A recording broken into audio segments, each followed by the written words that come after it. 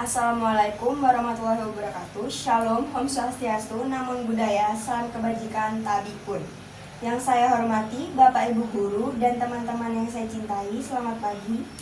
Mari kita panjatkan ucapan syukur kepada Tuhan Yang Maha Esa, kita dapat hadir di acara pagi ini karena kuasanya.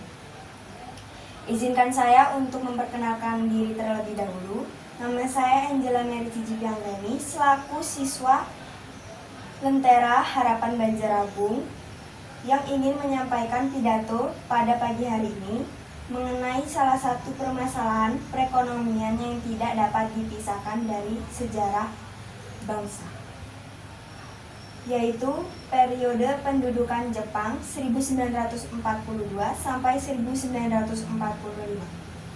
Bapak, Ibu Guru dan teman-teman sekalian, Jepang di Indonesia awalnya disambut dengan propaganda sebagai saudara tua yang akan membebaskan bangsa ini dari penjajahan barat.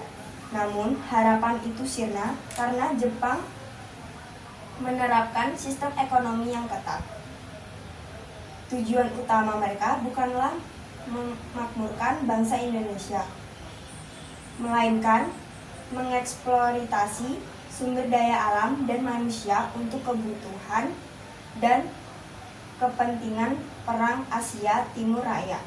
Jepang mengubah struktur ekonomi secara total dan produksi kelapa sawit turun hingga 50%.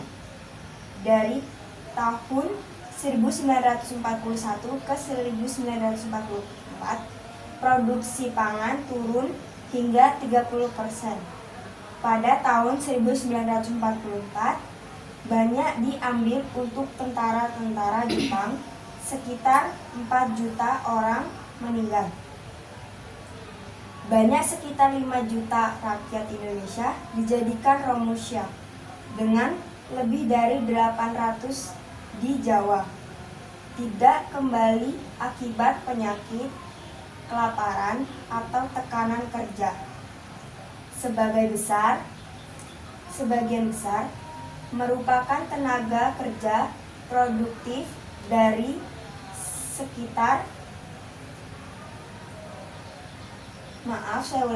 sektor pertanian, yaitu 70% dari total Romusha.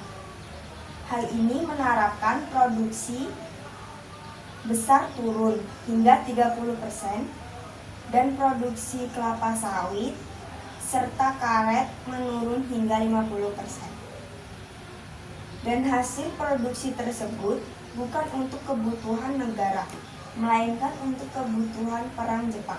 Akibatnya, inflasi melonjak hingga lebih dari 1000%. Pada akhir masa pendudukan, daya beli masyarakat menurun, yaitu menurun drastis, dan struktur ekonomi lokal yang berbasis pertanian serta perdagangan kecil terpuruk secara signifikan. Hadirin semuanya, masa 3,5 tahun itu adalah masa di mana bangsa Indonesia berada dalam kondisi kelaparan yang meluas dan juga kemiskinan.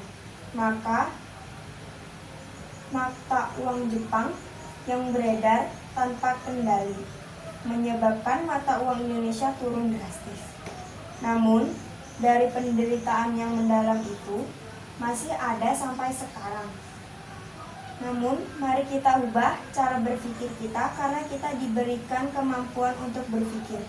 Mari kita perbaiki permasalahan ini dengan cara tindakan dan pola pikir kita. Sebagai penutup, mari kita jadikan sejarah ini sebagai refleksi. Perekonomian adalah kunci sebuah bangsa. Jangan pernah kita berikan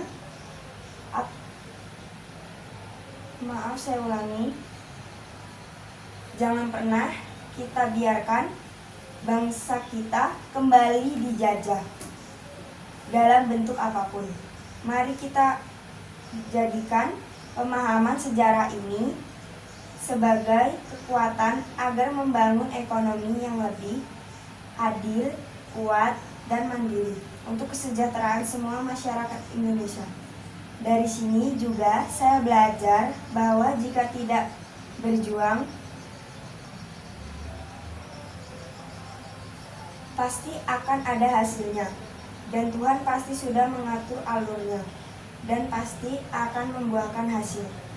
Terima kasih atas perhatiannya. Saya ingin menyampaikan penghormatan maaf jika ada kesalahan dalam berbicara, dan dari kesalahan saya ini saya bisa lebih belajar dan lebih baik lagi. Sekian, saya akhiri. Terima kasih.